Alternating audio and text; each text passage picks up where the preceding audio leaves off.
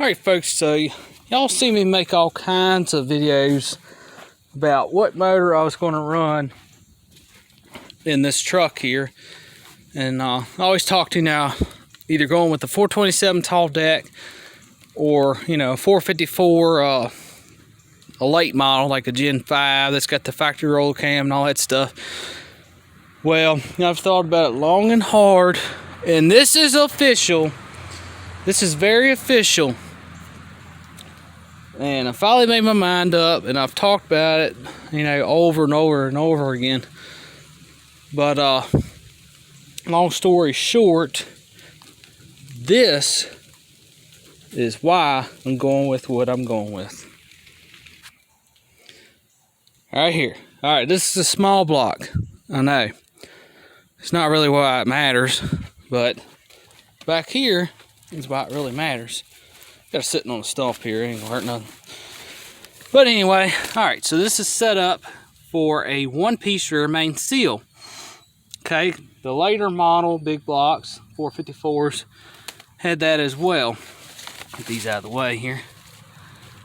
And this is the reason, why I was trying to decide what I was gonna go with, like a late model 454 that had this one-piece seal. And they also have these bosses. Get this out of the way. Getting ready to do a real light honing on it. But for the factory roller cam setup. And I've been going over and over and over trying to decide. And this is a real 350, by the way. 5.7. And some of the blocks actually have it on the side of the block too. I think it's on this side. Yeah. Yep. Here it is. Nope, that's the cast number 628. It's upside down. But some of the 305s had 305 written on, it's the passenger side.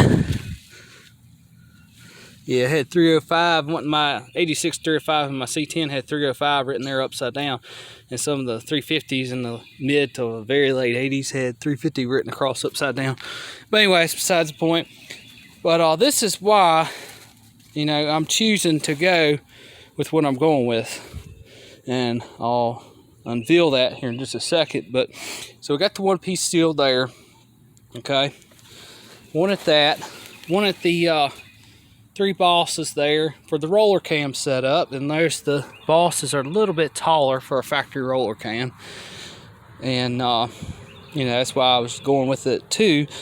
But this is why I won't go with a late model 454. And I know, not trying to look crazy here, this video is about me making mistakes, and like I said before, you got to look at the whole picture. Stand back, look at the whole picture, see what you're really looking at. Don't mind the tree and all that junk in the way. But look at the whole picture. Okay? I never really thought about this until now. And it actually makes a lot more sense. And it's nothing wrong. I'm not talking bad about them. There's nothing wrong with the one-piece rear main seal. It's not. But the reason I actually am preferring, any older block, because, they're just better anyway, because they got, thicker cylinder walls and, all that good stuff. But the one-piece seal, I have seen them pop out before. And if you're driving down the road and that seal pops out, and, if you're not paying attention to your oil pressure or anything, you just lost all that oil and dumped it all over the road. And then boom, there goes your motor. That's it. Because I have seen the one-piece seals, if they're not installed correctly or flush all the way in there, they will pop out, and there you go. You just spend all that money on a newer motor, and then boom, just like that, it's gone. So the two-piece is actually better. It's really no way it could pop out. Yeah, you can put it in backwards, but, kind of common sense which direction, the oil flows. It's actually going to help close that seal up more. But the two-piece seal is the winner, and that's what I'm going to go with. It took forever for me to, sometimes you got to stand back and see the whole picture.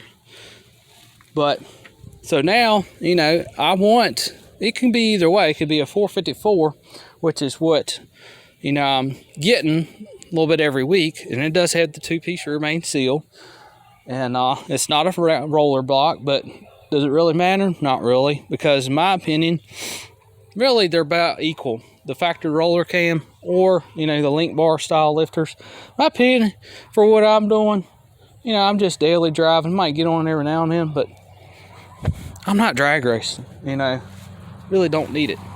So it's kind of common sense. So really both are really good, in my opinion. But I think the moral to the whole story is go with the older blocks if you want something that you ain't got to worry about that one-piece seal popping out and, you know, something bad happening, which is the direction I'm going to go, because it took me forever to realize that, you know. It's just common sense. Never really thought about it till I got to looking at it really close. So you got to, you know, sometimes, like I said, you got to stand back, look at the whole picture. So the 454, as long as it's a 4-bolt main, that's definitely going in the truck. If it's a 2-bolt main, it's going in the Biscayne. Eventually. This motor right here is actually for the Biscayne. For now, just so I can move it around. We're just going to clean it up, throw it in. We're going to make it a 327. But, anyway.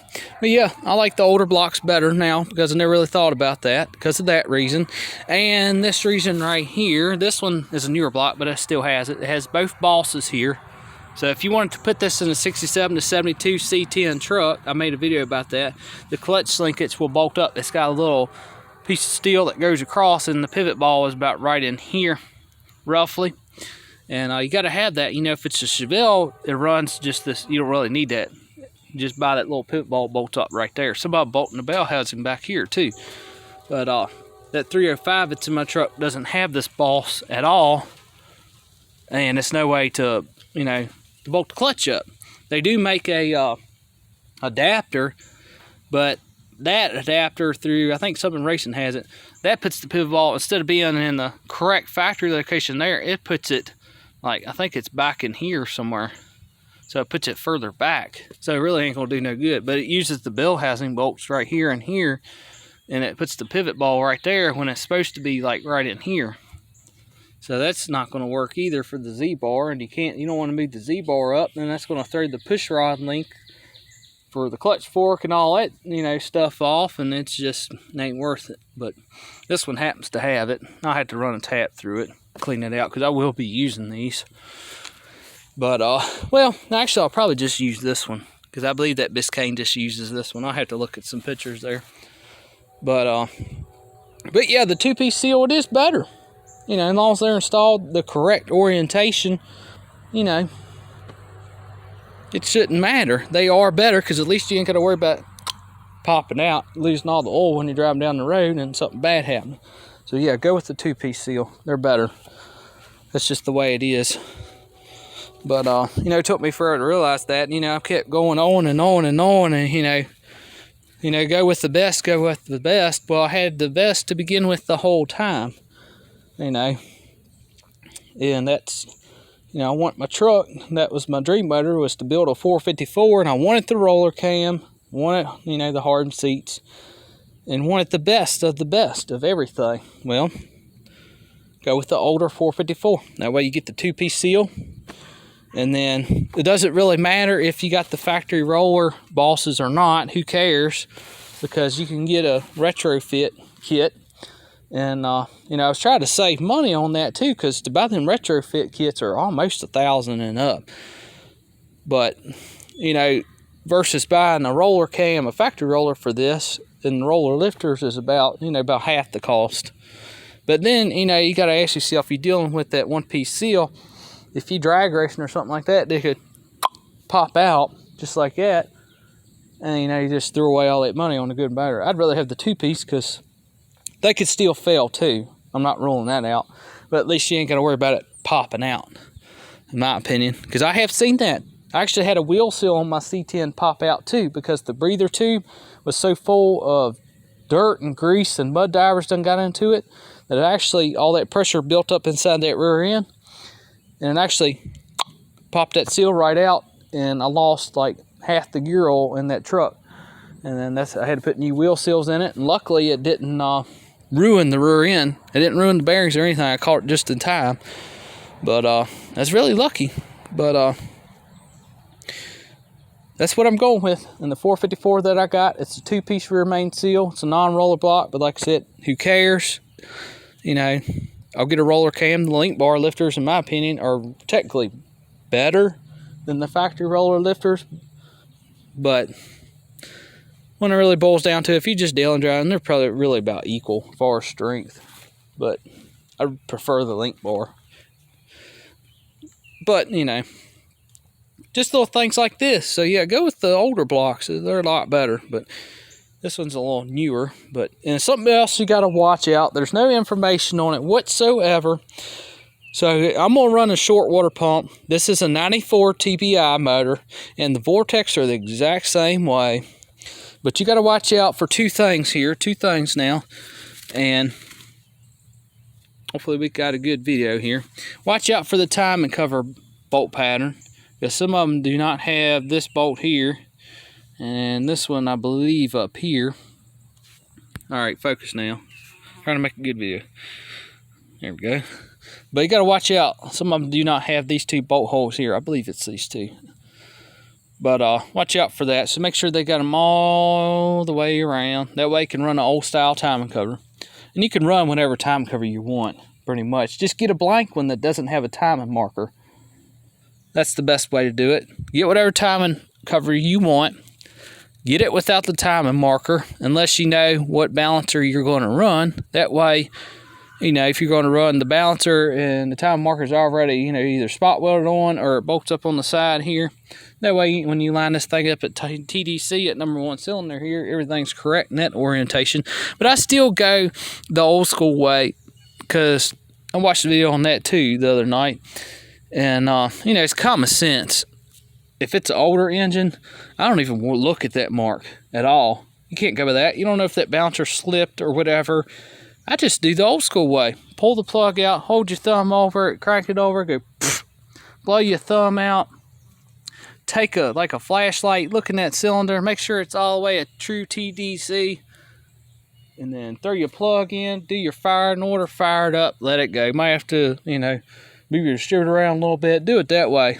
Because then when you actually look at it, that'll tell you how far your mark's off, or if you got the wrong timing marker or the balancer, or, well, it's really never really the balancer. It's mostly the timing marker. But I just do it the old way. Just take your thumb and hold over it. I don't go by that mark down there. Because you don't know, you know. If it's an older engine, that balancer could have slipped or something like that, and that way you know it's at true TDC.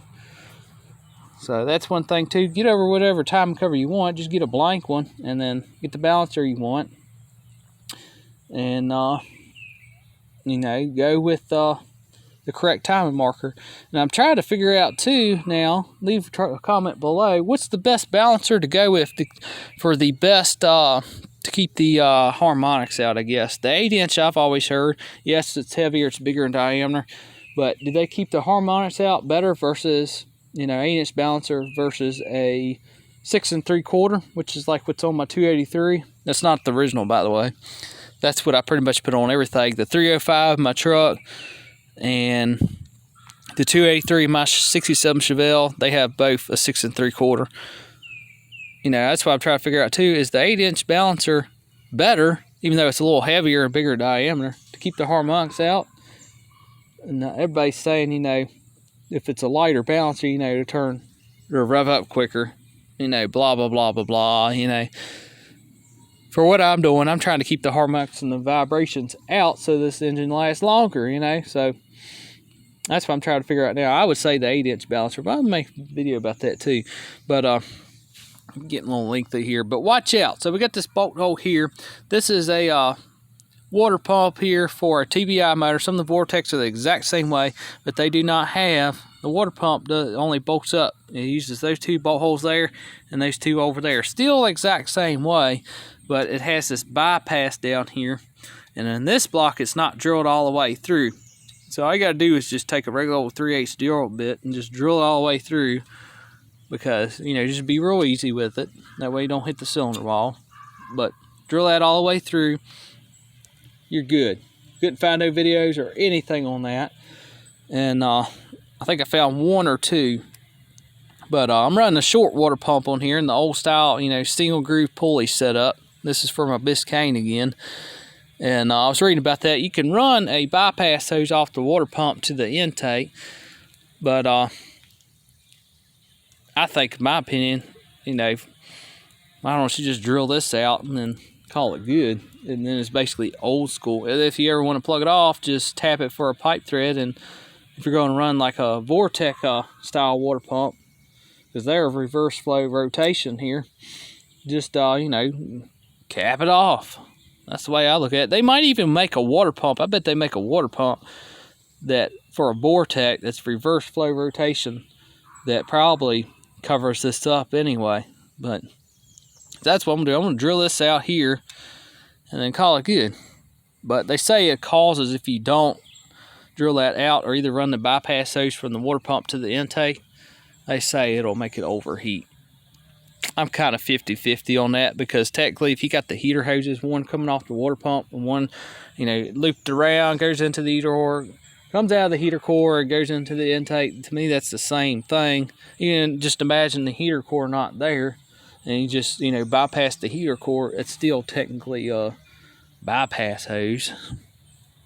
So I don't know if that's a wise tale or not, but it ain't gonna hurt none. I'm gonna drill this out and call it good. But anyway, but yeah, the whole moral of the whole story is when I get my C10, I'm going to put that 454 in it, hope and pray it's a 4-bolt main. And, you know, a 2-piece seal, you don't have to worry about it blowing out. And we still got our mechanical fuel pump here. This is a rare block, in my opinion, because you can still run a mechanical fuel pump on here. Still got the hole drilled for it. So you got all 4 bolt holes drilled here. And that's not a helical, that's just gasket material. This is a virgin block, by the way. But, you know, it makes it nice. We've got our fuel pump hole right here. You know, it's drilled all the way through back in there. And just makes it really nice. So, we're going to clean her up, hone it out. Hopefully it'll hone out. It's got a little ridge in it, but we are not going to use a ridge reamer at all. At all. Yeah, it should clean up. I'll take my finger in and rub them right off. Video doesn't do it justice, but...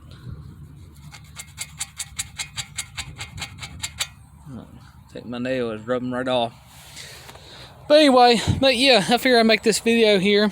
Don't forget you got the passenger side dipstick on this side, which is so much better. That's about the only thing I like better on the newer blocks, is you had the passenger side dipstick. It's just easier.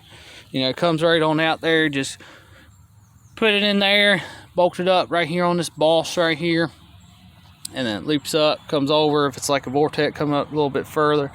Then on my C10 it comes up and kind of curves over right in here, kind of in the middle of the block. And the Vortex kind of curve all the way to the front kind of. But I do like it. I prefer a passenger side dipstick. I think they are a little better than the old driver side, because to me the driver side dipsticks, you can't find a good quality one that actually fits in there. You got to either take and turn it down, so it'll turn it down enough so it'll drop right in there and fit in there tight enough. And not leak, or, you know, use original. If you use original, you ain't got to worry. But never did really like the driver's side dipsticks.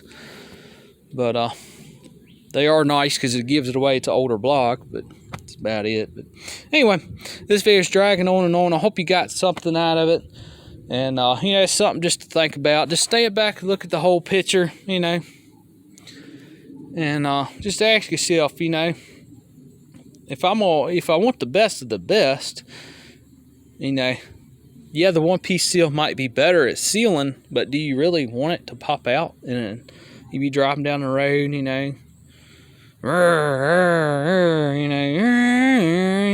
change the gears and all that, and all of a sudden just pop out. Oil pressure just drops down and dump all the oil on the ground. Not really be paying attention, and there it goes. Not trying to be funny here, I'm just being truthful about it, you know. And you spend, you know, a couple $1,000s or more on a good motor, and, you know, realistically, is the 1-piece still going to pop out? Probably not. But I'd rather have a 2-piece. Then you ain't got to worry about it. Either way, they're both eventually going to leak. So, anyway, where we're at, and hopefully gain some knowledge about it. got something out of it. Thank you for watching.